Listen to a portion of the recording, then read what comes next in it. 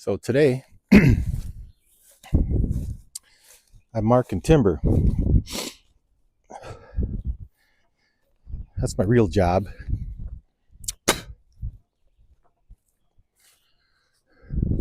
Do a lot of managed forest lands for all private landowners. The company is GM Land Management of Central Wisconsin, North Central Wisconsin. But we work the whole state in Western UP. This job in particular is a lot of it's an old stand of maple, mainly hard maple, that really has been neglected. It should have been, it could have been select cut twice in the last 30, 40 years, but it has not.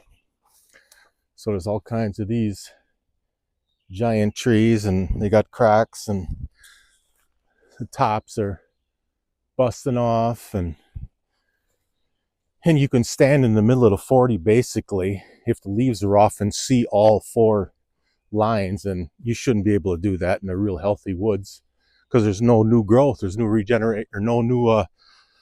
regeneration. It's just it's not a real sustainable way to manage timber. It needs to be thinned out. It's just like any other crop. When it gets ripe, it needs to be cut, trimmed up, harvested. You don't harvest the whole thing. It's like a spot where it's thick like this. You just take out a percentage of it so you get some sunlight hitting the ground and you get some new growth, which in turn, really helps the wildlife as well. So I'm going to get marking and we'll get back to you. And here's a prime example of what they call, like, say, an order of removal. Look at all these. It's hard to tell on the camera probably, but say that tree right there is 20 inches or more in a stump. That one's 2 feet. Look at a hole in it. Yeah, but it's thick. So there's 5 trees, 6, 7, 8 trees right here within 5 yards at most. So we take about 40% of that volume out. That'll take away the canopy, some of the canopy, put a little gap in there. Sunlight hits the ground, and what the order of removal is, you start with maybe the oldest ones with holes and junky, whatever, and you take some of the good quality as well, just a good mix. So you got a sustainable stand for basically ever. As long as you keep doing that every 15, 20 years, you can cut. You can keep doing a select cut in it. You come in here and just whack all these big ones down, well, then you're talking 50 years plus before you worry about another cut. And that's just stupid for a good stand of hardwoods. Popple stand, that's what you do. You clear cut it in 35, 40 years, you can go clear cut it again. But all right, I'm going to get back at it.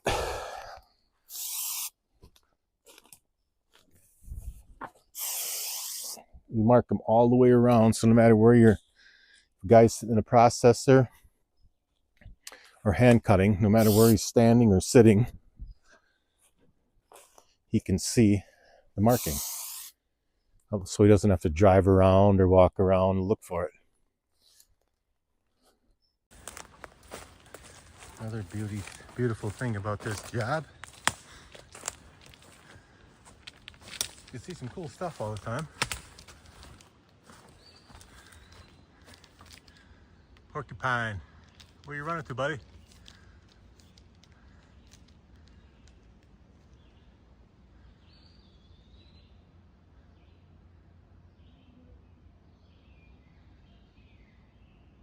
Breathing heavy, heart's just a pounding. Don't worry, I'm not gonna hurt you. All right, back to it.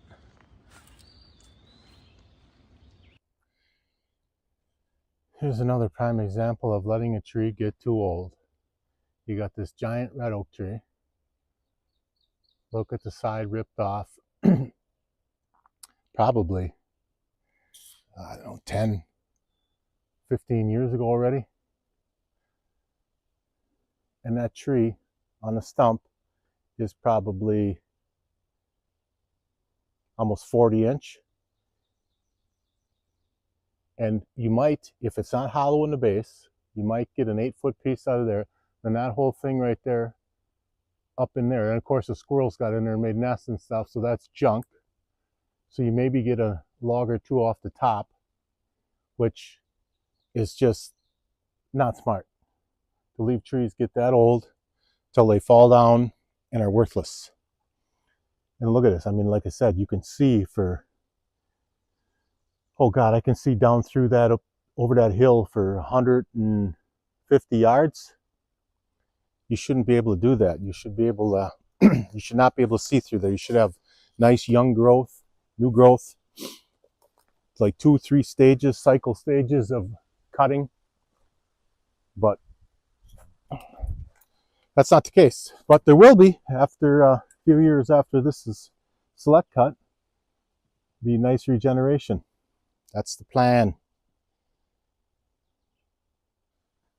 And I walked down the other side of this tree. I was going to mark it, but look at, there's another bad spot over there. So that really, that tree is worthless. What it is now is just going to be a den tree. I'm just going to leave it for wildlife, squirrels, porcupine, birds, whatever. You got to do that too. You can't cut all the junk out, and because the wildlife needs places to nest up and feed, because there'll be grubs and stuff in that rotten areas of that tree that they'll feed on for years.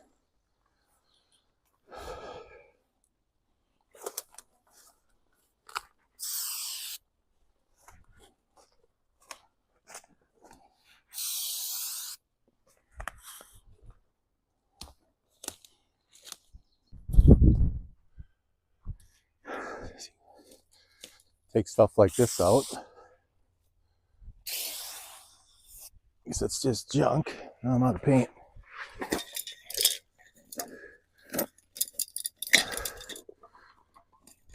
The tree is just junk. Could get some, I don't know, it's crooked as a snake, so maybe some pulp out of it. Maybe one straight 8-foot stick, a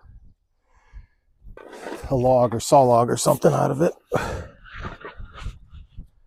But all it's doing is sucking up good area for good quality tree like this one right here. That one will left grow, and that'll be the next cutting 15, 20 years from now. That'd be a hell of a tree. Get down here and take this one out. This one's probably 24 inches on the stump.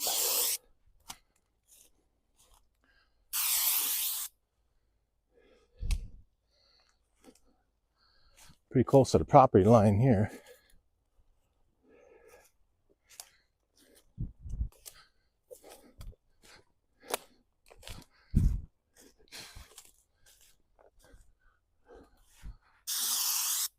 That's a giant.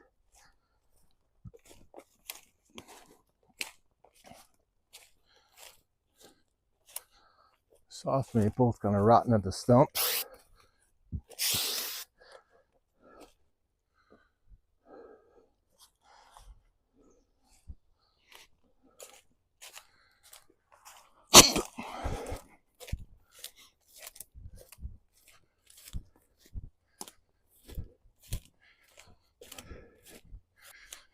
Yellow birch is actually, it's dead. It's not even worth cutting anymore. It's so far gone.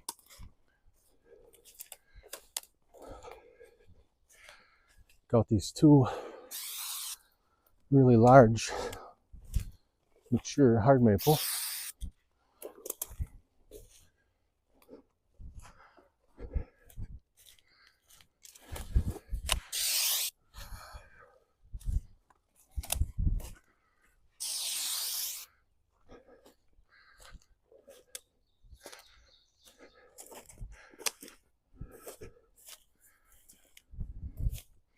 It's another thing. This is great exercise. It's It's nothing to put on. And we're some 5 to 10 miles in a day, depending upon where you're at and what the weather is. It's not bad right now. It's 60, I think about 65. Mosquitoes aren't too bad. That's always a bonus.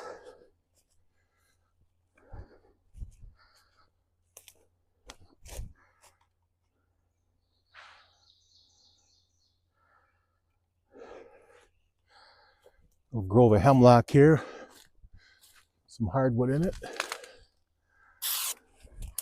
Thin these out.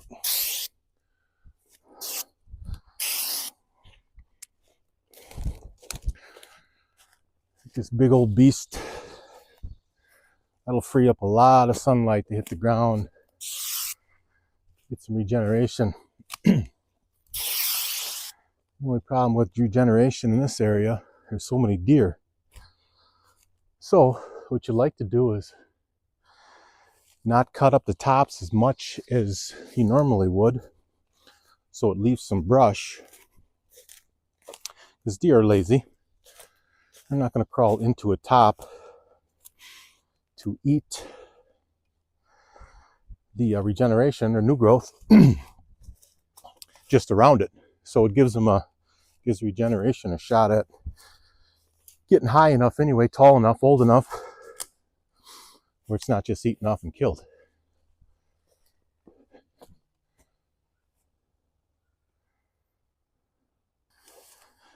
And as I think I mentioned before, you can never beat the scenery of this office. And even though there's these giant trees next to the river that if they were standing away from it really need to be cut, you do not cut up to the bank of a river. I mean, I know there's somewhat laws in areas where you got to leave a zone next to it, but typically you can select cut close to the river, but we normally just stay away from it. Keep it the way it was.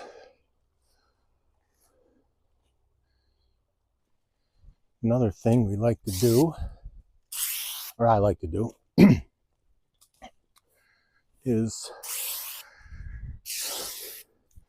leave giant white pine like that, especially when they're just scattered throughout the hardwoods, like this one in this creek bottom. To me, well, white pine is my favorite tree to begin with, which, I mean, obviously has nothing to do with logging them, because you get in a white pine stand, it needs to be thin just like anything else. But it's these big ones like this that are 150 years old. That thing's 40 inches on the stump. In my opinion, act as huge landmarks. I guarantee you, over the last 75 years plus, anybody who's ever hunted this property has known where that tree is at, because it's the only one down in here along this creek bottom that's a giant white pine. So not only is it an awesome looking tree, and it does not need to be cut. Instead, you cut out crap like this, stuff that's blown over. That's what happens when timber gets too old. That's junk, but, well, wait a minute. Yeah, there's something living in there. We'll leave that one. It's a den tree. But those blown over, I mean, they're just huge trees. I mean, these trees here are 25, 30 inches on the stump. And I mean, they are more than mature. See this stuff that just blows over, falls over. Neglect. There's another one that's leaning really bad from the wind. But anyway, that's our theory on landmark white pine trees. When you're scouting, looking for little funnels, just always take note of stuff like this. I mean, it's a small one, but look at, I mean, there's actually fresh deer tracks in there. But there's this little trail, comes down here, and why? Here's another one that comes in from this way. Why? Because it's almost like it's land bridge. Swamp, swamp. Even though it doesn't go real far, it's just the easiest route for them to take. And you pop up a stand here somewhere and play the wind, get your access right. This is where you could kill a nice deer in the rut. Remember that. Look at this trail. That is the trail that comes down this hill. And right there, just past that blowdown tree,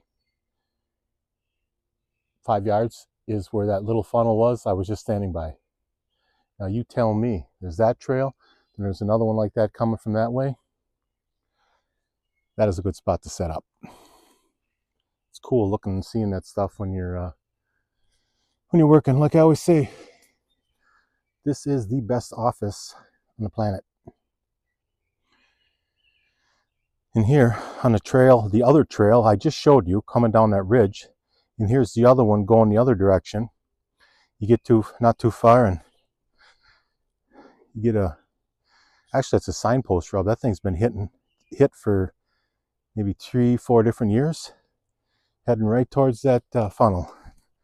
You find something like that, just keep walking trails. You're gonna find everything that just spider webs right down to the killing spot. All right, done for the day. That was about 6 cans of paint. Finished off a 40. Got another 40 to go here.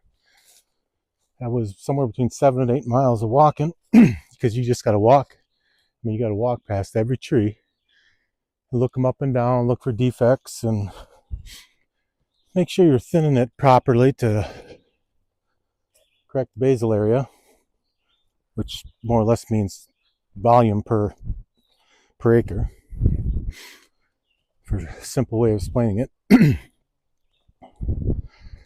So, go home, take a shower, eat, get the boy, go to the gym. So if you you have any interest in hunting, fishing, outdoor stuff, and logging, managing forest lands, follow us. Thanks for watching.